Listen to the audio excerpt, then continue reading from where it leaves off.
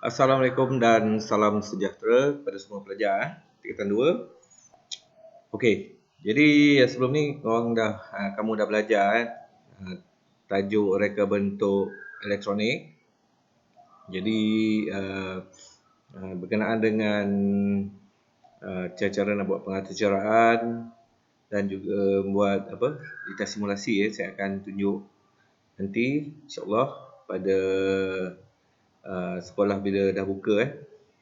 So seterusnya kita pergi ke bab barulah, iaitu reka bentuk aquaponik. Okey, reka bentuk aquaponik, lihat slide ni.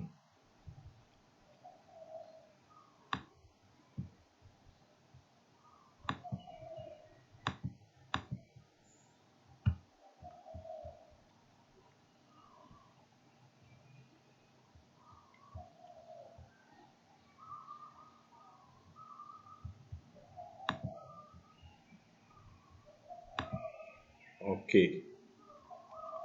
Jadi bab 2.5 reka bentuk aquaponik. Okey, lihat pada gambar rajah tu ada akuarium. Lepas tu atas dia ada tumbuh-tumbuhan lah.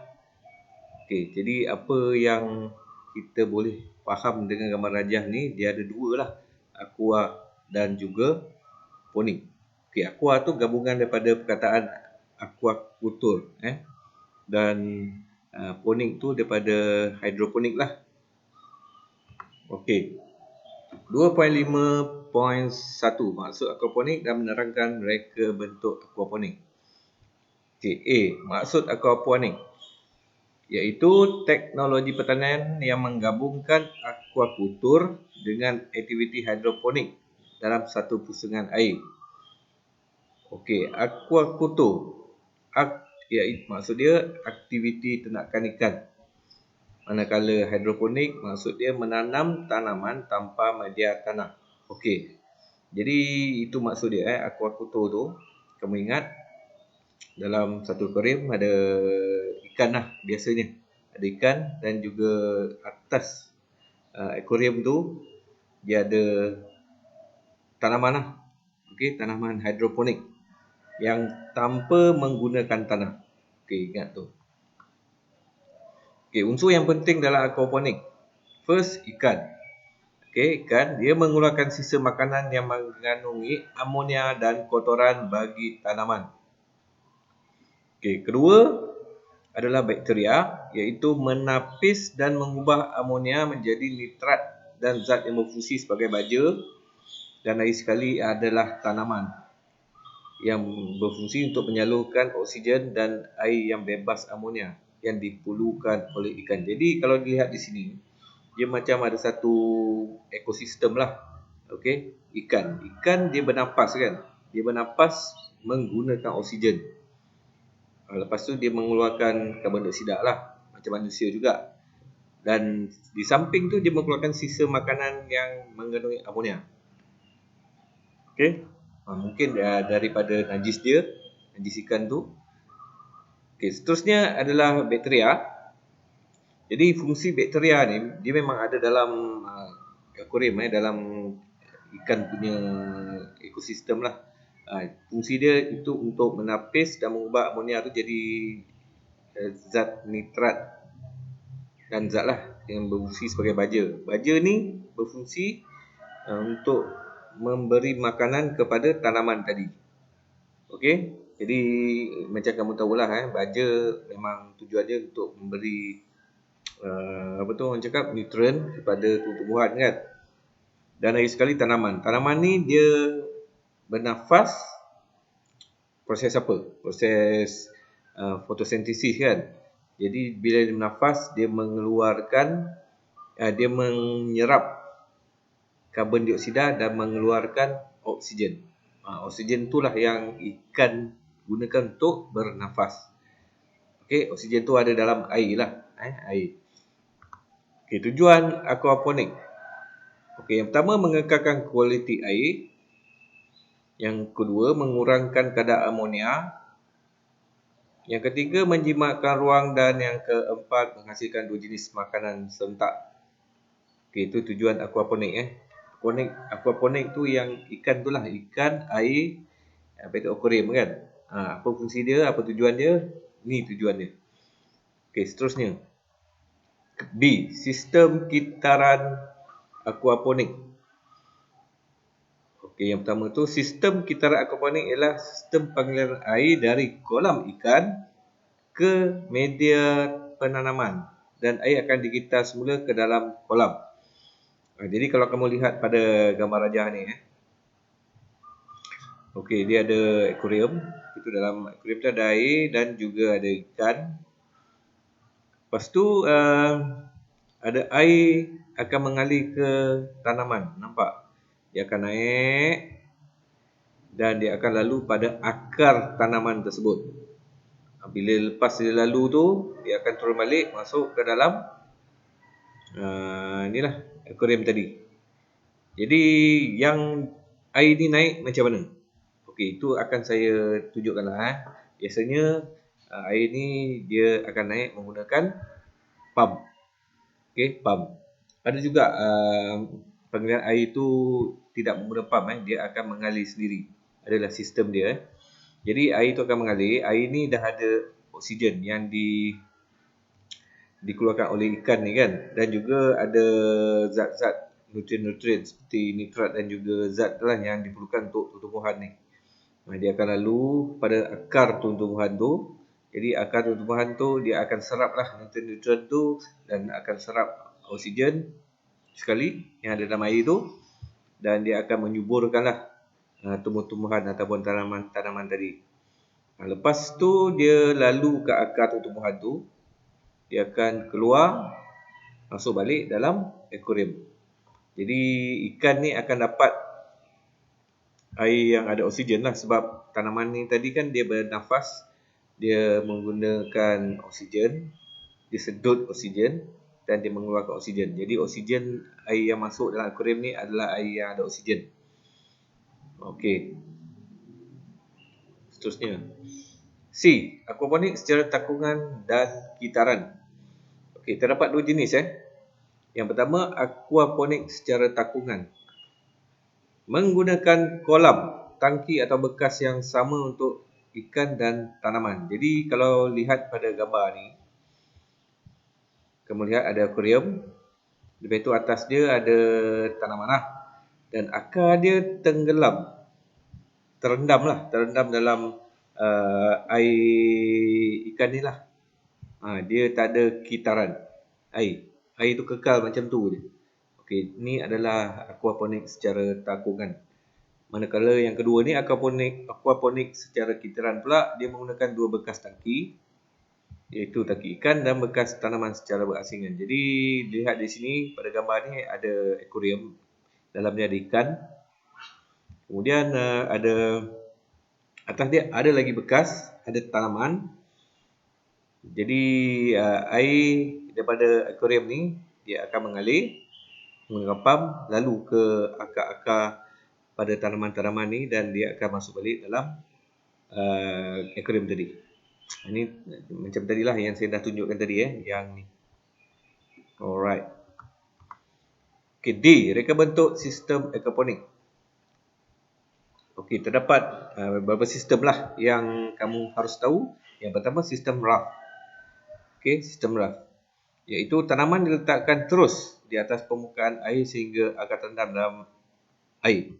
Yang inilah secara takungan ni dia tiada pengaliran air.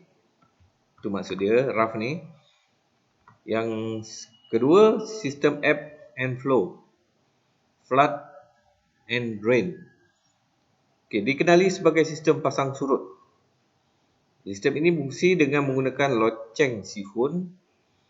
Loceng sifun mengalirkan air dari media penanaman apabila air sudah memenuhi media penanaman. Jadi ni ada dua takung lah. Dua takung untuk ikan. Lepas tu ada takung untuk tanaman. Yang ni, yang hitam ni, yang menghala ke atas ni adalah pump lah. Water pump. Pumps water to plant. Jadi ni memerlukan kuasa elektrik lah untuk hidupkan pump tu, dan pump tu akan sedut ataupun alirkan air itu ke tanaman di atas ni. Kemudian air itu akan mengalir ke akar-akar tanaman ni, dan pada satu hujung akuarium untuk tanaman ni dia ada satu saluran lah yang kita panggil overflow. Jika air tu dah penuh, dah hampir nak penuh lah, tak adalah penuh sangat dia ngam-ngam kena pada akar tumbuhan tu, air tu akan keluar daripada saluran tu, saluran overflow tu lah. Dia akan masuk balik dalam akuarium tadi. Okey, dalam akuarium tadi. Ini adalah sistem ebb and flow. Okey, yang ketiga sistem NFT, Near Film Technology, teknik. Okey. Okey, sistem ini hampir sama dengan sistem raft. Tidak menggunakan media penanaman dan akarnya menyentuh lapisan air yang mengalir. Dia kalau lihat pada gambar ni dia lebih kurang macam raft tadilah. Tapi air yang ada masuk dekat tanaman ni, bekas tanaman ni, dia kena hujung-hujung akar saja. Akar menyentuh lapisan air yang mengalir. Itu maksud dia. Dan air yang mengalir tidak boleh bertakung dan mengalir dengan cepat. Jadi nampak ni dia macam ni Ni nampak macam pump ni kan. Pump ni dia akan alirkan air masuk ke dalam tangki tanaman ni. Iaitu tangki tanaman ni dia ada sengit sikit. Dia sengit sikit. Jadi air akan mengalir masuk kat hujung ni. Dia akan masuk balik dalam akuarium yang ada ikan tadi. Tu dia punya perbezaan dia lah antara sistem raft, sistem ebb dan flow. Dan yang ni beza dia tadi dengan ni, yang ni dia sama rata untuk tanaman tu punya bekas tu, akuarium dia. Untuk tanaman tu lah, bekas untuk tanaman tu dia sama rata. Yang NFT ni kalau kamu lihat di sini dia sengit sikit. Jadi air akan mengalir lah bila sengit dan dia akan turun balik di sini ikut yang kawasan paling rendah ni kat sini. Okey, perbandingan tiga sistem aquaponik. Okey, ni adalah perbandingan antara tiga-tiga tadi. Okey, ciri-ciri dia penambahan jisim tumbuhan. Okey, kalau raft dia ada 2. Ebb dan flow ada 3. Dan NFT ada 1. Okey, untuk ciri-ciri yang kedua tu, pertumbuhan bebas tumbuhan, raft ada 2, ebb flow ada 3 dan NFT ada 2. Okey, untuk oksigen terlarut atau penggantian air atau kekondaksian dia hampir sama Tiga-tiga ni hampir sama. Manakala yang seterusnya ikan, iaitu nisbah pertukaran makanan, kadar pertumbuhan tertentu pun hampir sama. Okey, jadi apa yang ditunjukkan nombor 2 ni, nombor 3, nombor 1 ni kamu lihat dekat bawah ni lah. Nombor 3 ni terbaik lah. Jadi ebb and flow ni lebih baik pada raft, manakala raft lebih baik pada NFT ni lah. Itu maksud nombor ni Okey, next.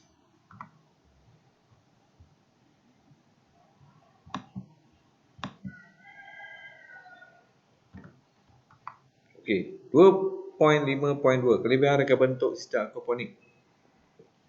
Okey, sistem aquaponik raft Apa kelebihan dia? Okay, yang pertama, kelebihan dia akar tanaman menyerap nutrien secara terus daripada air. Tanaman tumbuh cepat, produktiviti sistem lebih tinggi.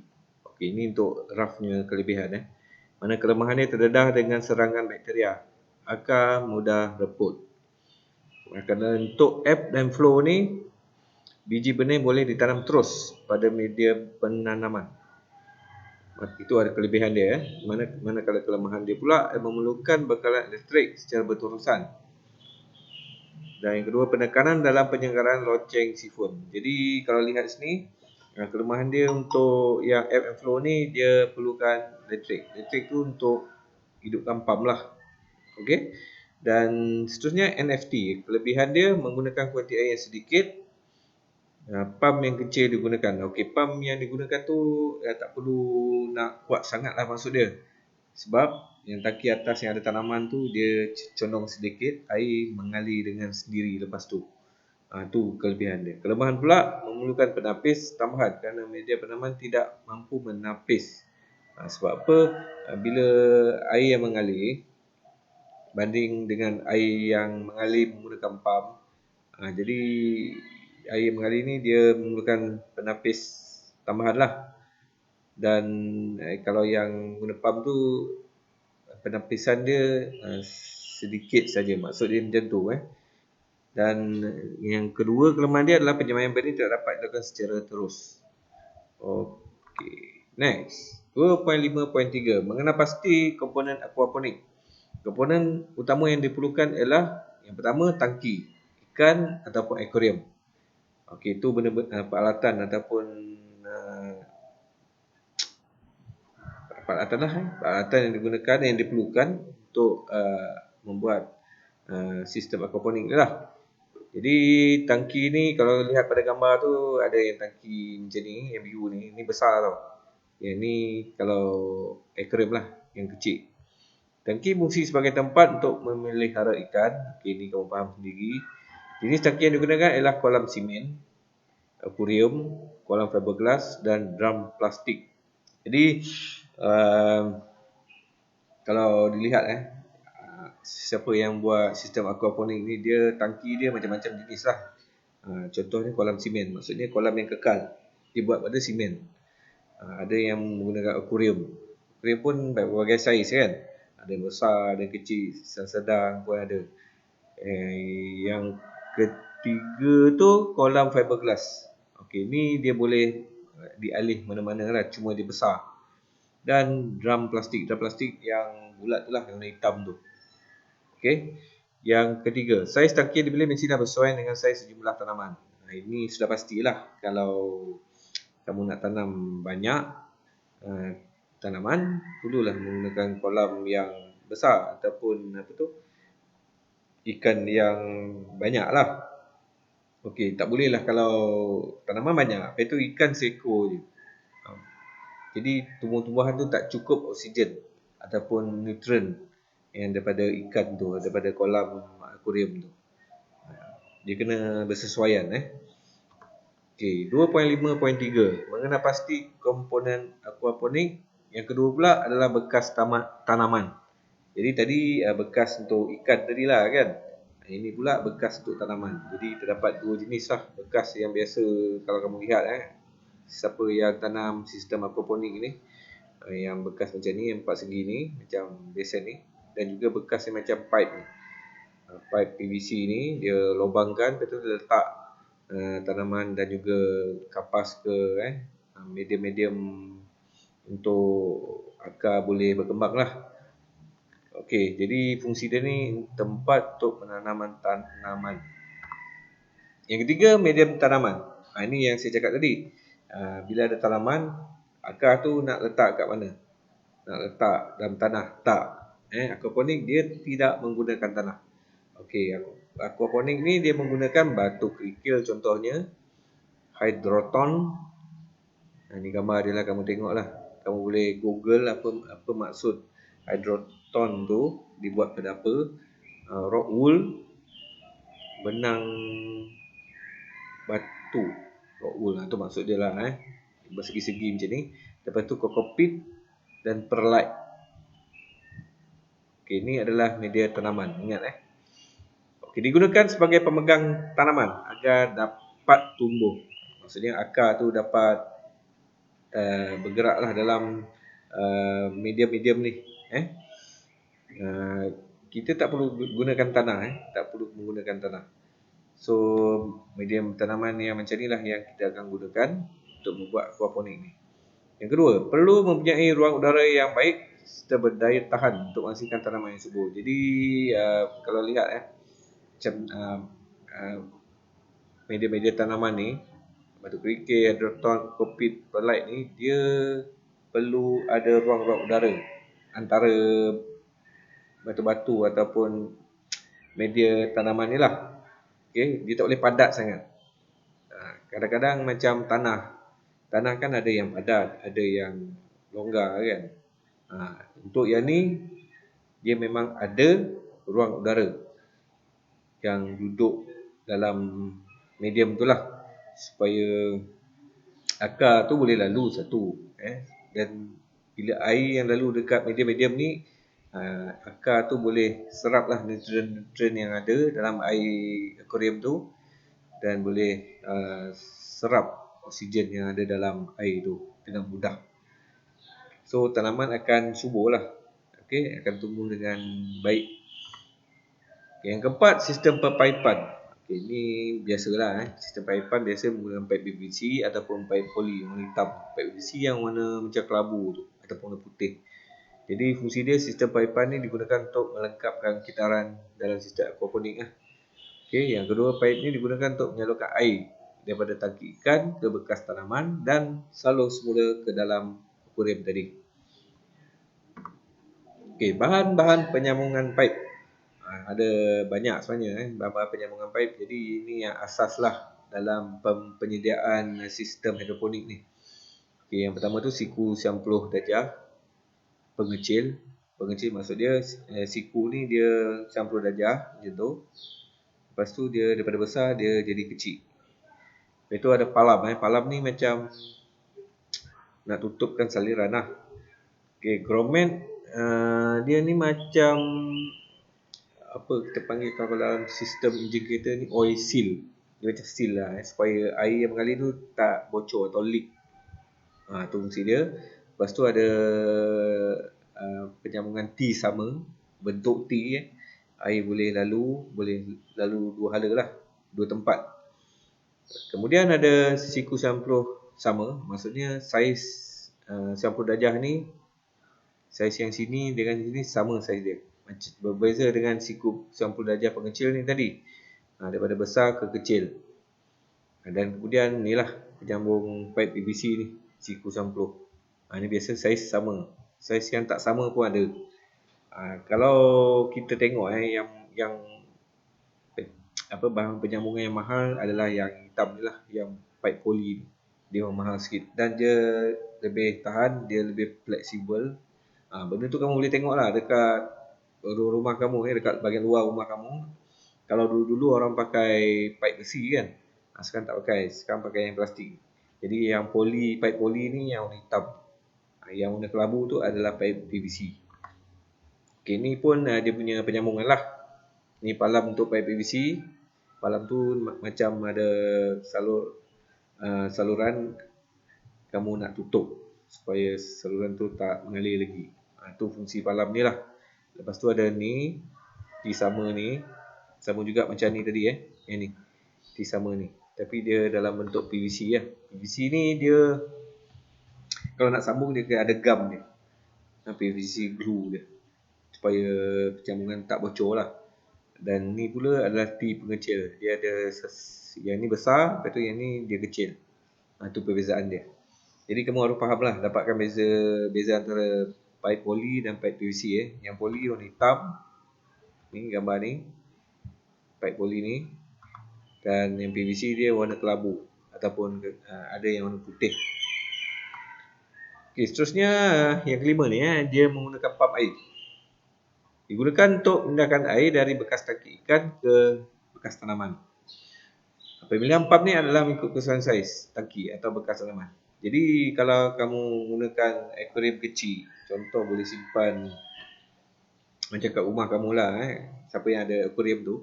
Jadi kalau akuarium dia besar, dia kena guna water pump atau pump air yang besar sikit lah, supaya dia boleh sedut air yang banyak dengan kuat. Kalau akuarium kecil, air sikit kan, so guna pump yang kecil pun memadai. Kemudian penapis. Jadi air yang dia sedut tu, pump tu, lalu kat tanaman kan.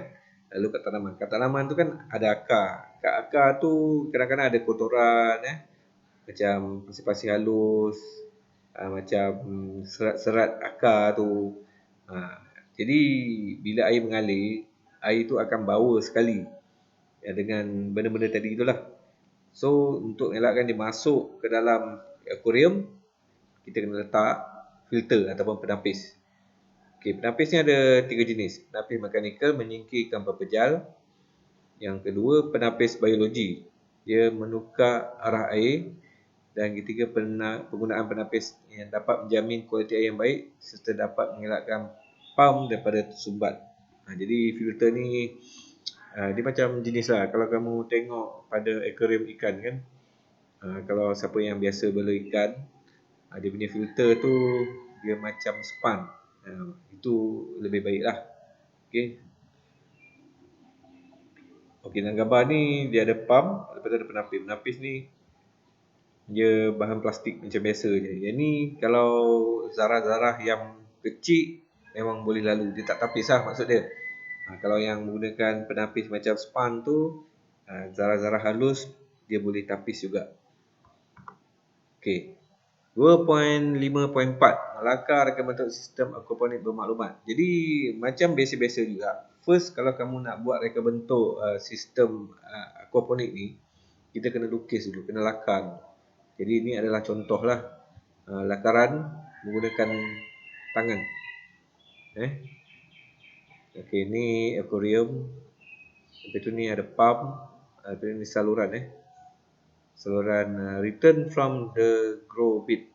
Ini maksudnya saluran daripada takung tanaman tadi.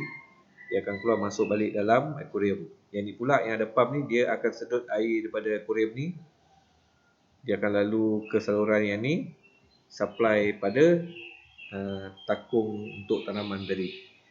Jadi kena tulis lah dalam ni ada ikan apa goldfish in a 150 liter tank from Bunnings. Okay, ni contoh lah tak perlu nak tulis macam complicated sangat. Just kamu tulis ikan emas 5 ekor.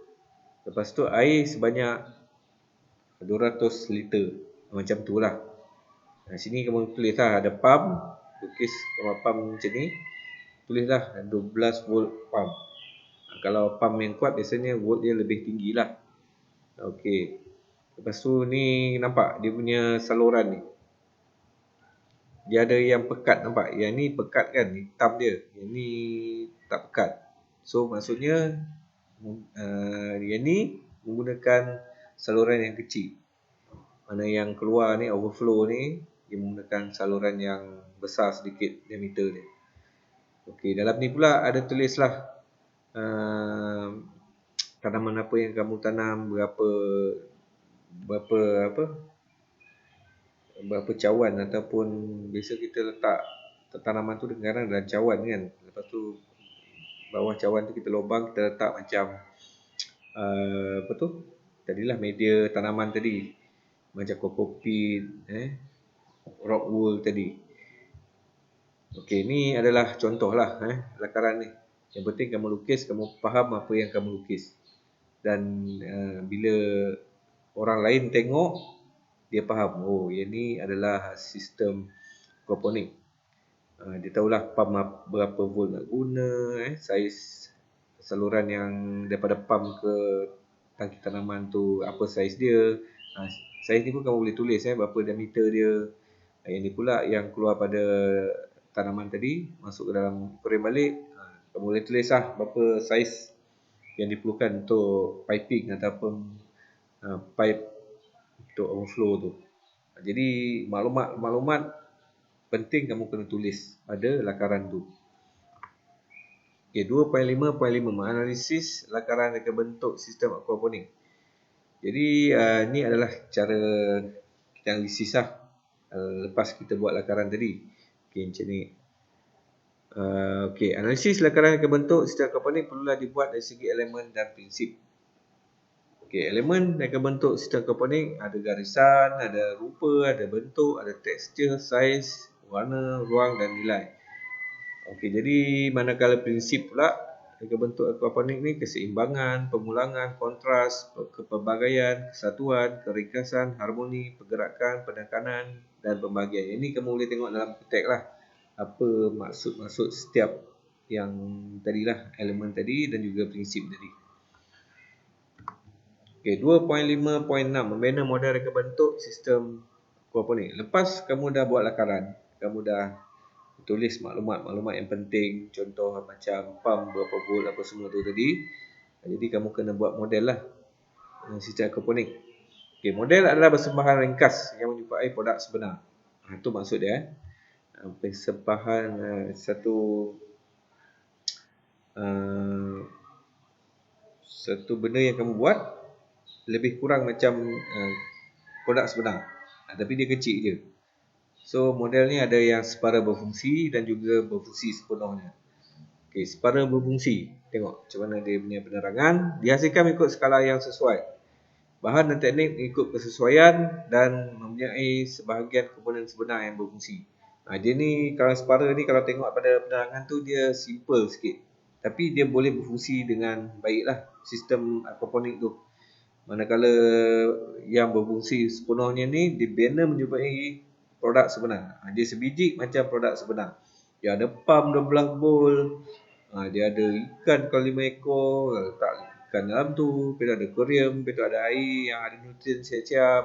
Lepas tu ada bekas untuk tanaman. Ni apa yang dimaksudkan dengan fungsi sepenuh ni lah. Yang kedua tu penerangan dia lah tadi untuk yang berfungsi sepenuhnya. Bahan dan teknik pembinaan menggambarkan produk yang sebenar dan berfungsi mengikut tujuan asal. Dia sebiji lah macam produk sebenar. Okey, ini adalah langkah-langkah untuk membina model sistem aquaponik. Dalam konteks dia lebih detail. Jadi ini adalah secara ringkas lah. Saya akan beritahu dan terangkan. Okey, yang pertama, sediakan alatan seperti mesin gerudi tangan, pemotong paip berodar dan juga set hole saw. Jadi ini adalah alatan contoh gerudi tu. Apa fungsi dia gerudi tangan?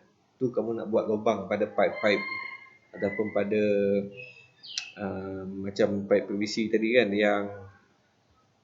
yang ini sekejap yang ada warna putih. Sekejap.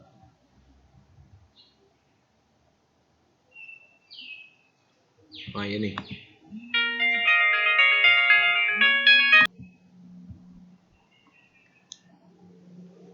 Okey, yang kedua, sediakan komponen utama dan bahan yang diperlukan seperti paip PVC, glue PVC dan bahan penyambung yang lain. Okey, itu adalah komponen utama macam paip tu. Lepas tu yang penyambung dia tu. Bila nak sambungkan paip PVC contohnya menggunakan glue lah. Glue tu gam PVC. Yang ketiga, buat pemasangan kerangka ikut ukuran yang dikehendaki. Jadi dalam gambar rajah yang kamu lakar tu, sepatutnya lebih baik ada ukuran pipe tu. Jadi next bila kamu nak sediakan bahan-bahan, dah tahulah berapa panjang kamu nak gunakan pipe yang kamu tulis dekat lakaran tadi. Jadi sediakan bekas penanaman seperti pipe PVC atau guli. Jadi untuk ni maksud dia bekas tanaman tu lah. Okey, kalau kamu menggunakan pipe PVC panjang tu yang kena tebuk tu kan, lepas tu letak macam cawan polystyrene tu, tu maksud dia. Okay, buat lubang dengan menggunakan mesin gerudi dan hole saw untuk meletakkan basuh kecil. Ni yang saya cakap tadi. Dekat pipe PVC panjang tu buat lubang. Sebab apa? Kamu nak letak nanti tanaman tu dalam cawan dan kamu akan letak pada pipe PVC yang kamu dah lubangkan tadi. F. Buat pemasangan sistem pipaipan air. Dah siap tu, barulah kamu akan buat sistem pipaipan. Air masuk dan juga air keluar.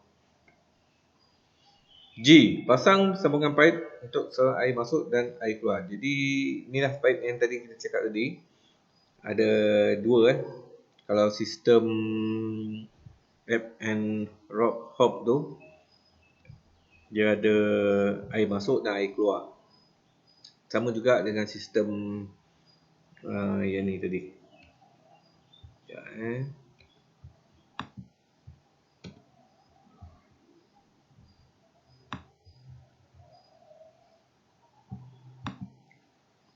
Sistem NFT.